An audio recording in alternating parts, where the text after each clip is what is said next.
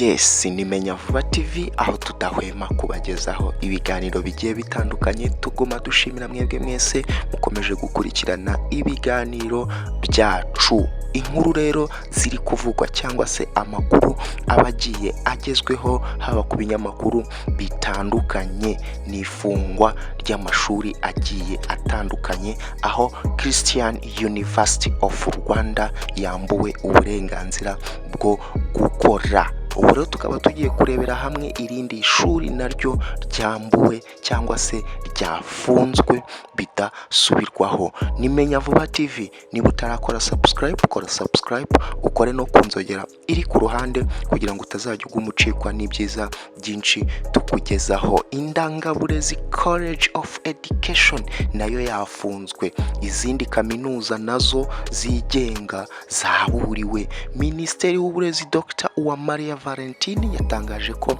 Indangaburezi College of Education nayo yambuwe uburenganzira bwo gukora nyuma yo kunanirwa kuzuza ibisabwa ngo ikore yemewe n'amategeko nka kaminuza. Minisitiri Dr. Uwamariya yabwiye televiziyo y'igihugu ko Indangaburezi College of Education yatangaga impamyabumenyi y'igiciro cya mbere cya kaminuza mu by'uburezi yambuwe uburenganzira bwo gukora bw'igihe gito yari yarahawe. Yagize ati, hari n'andi yitwa Indangaburezi College of Education ikorera mu karere ka Ruhango, iyo yatangaga icyiciro cya mbere mu by'uburezi mu mashami atandukanye, nayo yari ifite uburenganzira bw'igihe gito mu gihe yasabwaga kuzuza ibindi biba biteganyijwe kugira ngo kaminuza ibe yujuje ibisabwa kugira ngo ikore yemewe n'amategeko, nayo yananiwe kubyuzuza, biba ngombwa ko nayo yamburwa ubwo burenganzira bw'igihe gito. Mu byatumye iyi kaminuza yamburwa uburenganzira bw'ibanze bwo gukora ni amakosa y'ubuyobozi ndetse no kudatanga ireme ry'uburezi ryifuzwa. Iki cyemezo kije gikurikira icyo gufunga burundu kaminuza ya Kibungo yambuwe uruhushya rwa burundu rwo gukora nyuma yo kuvugwamo ibihombo byanatumye inanirwa kwishyura abakozi bayo amezi 18 yose.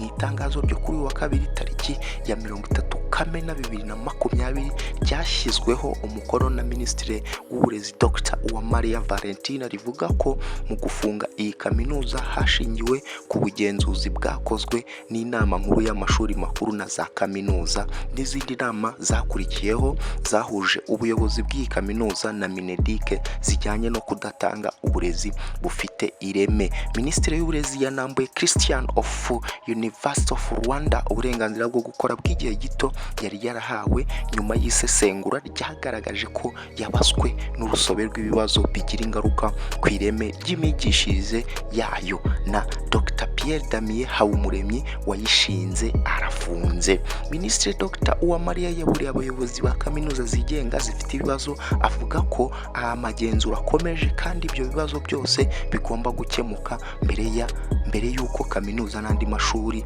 zongera kwigisha muri Nzeri. Ati, n'izindi zaba zigihari zifite ibibazo amagenzura arakomeje, aho bizagaragara ko badakosora cyangwa batubahiriza ibisabwa ubwo nabo bizaba ngombwa ko hafatwa ibyemezo. Yakomeje ahumuriza abanyeshuri n'ababyeyi barereraga muri izi kaminuza ko mbere yo kuzihagarika hari ibibanza gukorwa mbere, hakabaho no kubarura abanyeshuri zifite icyiciro bagezemo ndetse no kureba ahandi bashobora kuba bajya kwiga. Minisitiri Dr. Uwamariya yavuze ko nubwo bamwe mu bayobozi ba kaminuza zafunzwe bakurikiranweho n'ubutabera, ibi bitazabuza ko habaho uburyo bw'imikoranire kugira ngo abanyeshuri bigaga muri izo kaminuza babone ibyemezo bibimurira mu zindi. Kuri iki cyumweru urwego rw'igihugu rw'ubugenzacyaha RIB rwatangaje ko Dr. Pierre Damien Habumuremyi wigeze kuba minisitiri w'intebe akaba yaranashinze Christian University of Rwanda na Professor Gide Karuranga wayoboraga kaminuza ya Kibungo bafunzwe bakurikiranyeho ibyaha bitandukanye bakoze mu bihe binyuranye mu nyungu z'amashuri bari bayoboye. Minisitiri Dr. Uwamariya yavuze ko gufungwa kw'abayobozi nta gitangaje kirimo kuko mu gihe mu buyobozi hagaragayemo ibibazo, ati, ntabwo ababishinzwe babigenza ingohe kugira ngo abantu badacika intege. Yakomeje ati birasaba ko tuzajya tuganira n'izo kaminuza tukazigaragariza ibitagenda bitaragera aho ngaho ubwo abantu batabwa muri yombi.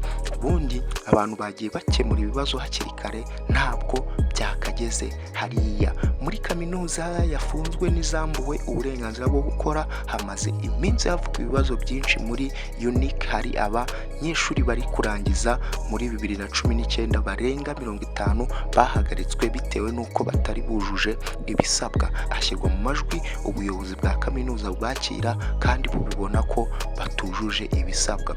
Uretse ikindi kandi haniyongerewe igihombo cya miliyari 2.5 z'amafaranga y'u Rwanda kumara amezi 18 batishyura abarimu, byanatumye abenshi bigendera. Kwambura abarimu miliyoni 360 z'amafaranga y'u Rwanda bayigurije no kwambura ibigo birimo arare na RSSB. Muri Christian University of Rwanda, Dr. Habumuremyi wayishinze akurikiranyweho ibyaha bibiri birimo icyaha cyo gutanga sheke zitazigamiwe n'icyaha cy'ubuhemu. Bivugwa ko Dr. Habumuremyi ibyaregwa yabikoze mu myaka itandukanye kuva yashingiriye kaminuza muri 2017, ariko byakajije umurego cyane ubwo iri shuri ryatangiraga kujya mu bibazo bya mikoro kubera kuburaho akura amafaranga yo kuribeshaho, agahitamo kujya atanga sheke zitazigamiwe ndetse rimwe na rimwe agahitamo kujya ashaka inguzanyo zitwa nka ramberi.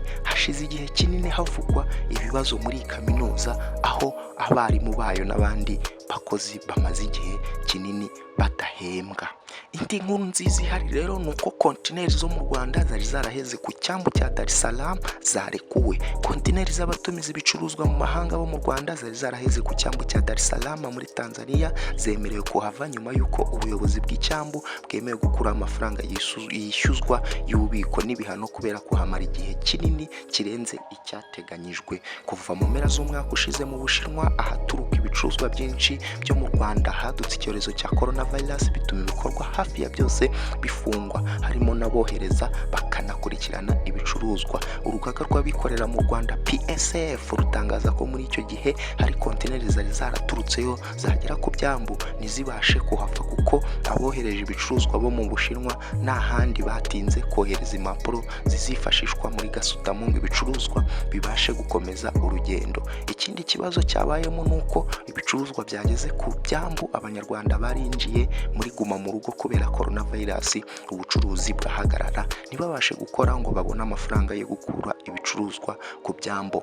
Umuyobozi w'urugaga rw'abikorera mu Rwanda PSF Ruzibiza yabwiye The East Africa ko izi kontineri zirenga 2000 zarekuwe mu cyumweru gishize. Yagize ati nibura kontineri ziri hagati ya 150 na 300 zari zarahuye n'ibibazo zemerewe kuva ku cyambu buri munsi uhereye igihe ubuyobozi bw'icyambu bwasubirijeho ubusabe bwacu bwo gukuraho amafaranga zacibwaga ndetse n'impapuro zari zikenewe. Ruzibiza yongeyeho ko barimo guhuza imibare itangwa n'abatumiza ibicuruzwa mu mahanga bari babigizweho ingaruka n'iki kibazo kugira ngo bamenye mu by'ukuri umubare wa kontineri zari zaraheze ku cyambu bityo zikurikiranwe zihave. Ati turimo kuvugana n'abatumiza ibicuruzwa mu mahanga ndetse na ba nyiri mizigo, twabaye icyumweru gitaha cyo kugira ngo batugaragarize umubare wa kontineri zisigayeyo. Imibare itangwa n'ishami ry'ubucuruzi na serivisi muri PSF yerekana ko kontineri zari zaraheze ku cyambu cya Dar es Salaam zari mu 2000 mu gihe izindi 64 zari zarahagaze ku cyambu cya Mombasa n'icya Naivasha.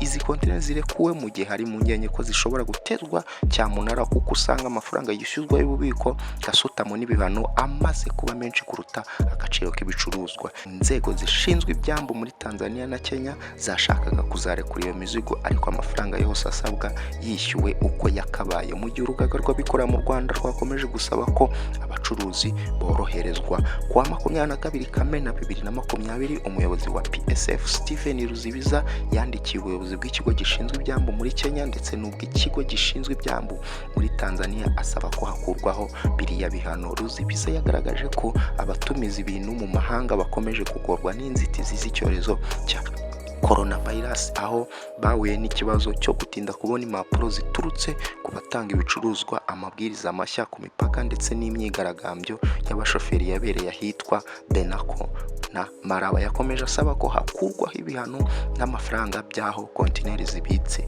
amafaranga y'ubukererwe ya gasutamo hamwe na yacibwa buri munsi kuri kontineri nk'uko byemeranyijwe muri The East Africa Community.